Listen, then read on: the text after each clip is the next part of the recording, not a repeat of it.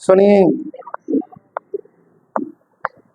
हमें क्या दिया हुआ है, x बराबर a cos theta plus theta sine theta है, y बराबर इतना दिया है, dy और dx की वैल्यू निकालनी है। प्राचल समीकरण है, दोनों के दोनों थीटा पर निर्भर हैं, थीटा के सापेक्ष अवकलन किया जाएगा। क्लियर है? dy और dx का मान निकालना है। तो चूंकि पहला समीकरण लेंगे, चूंकि x बराबर a इंटू कॉस थीटा है प्लस थीटा साइन थीटा है, आपने क्या करना है, थीटा के सापेक्ष अवकलन करेंगे। थीटा के सापेक्ष अवकलन करने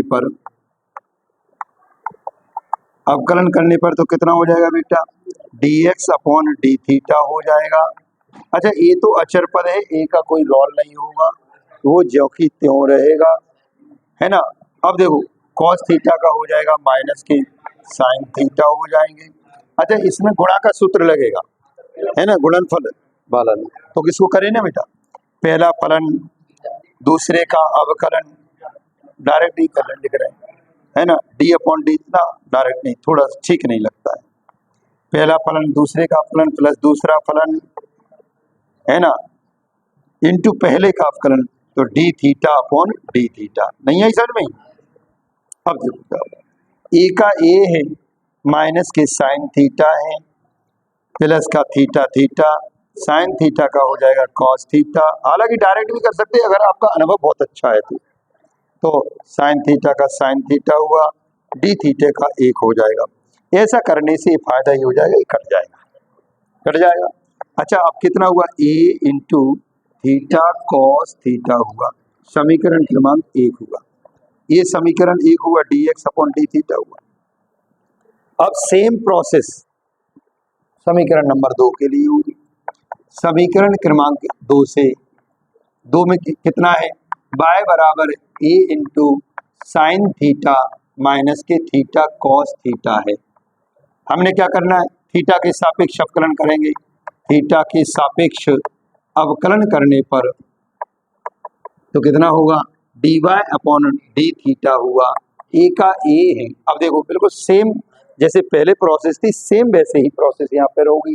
साइन थीटा का कॉस थीटा हो जाएगा, माइनस का माइनस हो जाएगा। अच्छा, माइनस है तो कोष्टक लगा दो, क्योंकि उसे प्लस अलग से आना है, तो एक कोष्टक लगा दो और हल कर लो।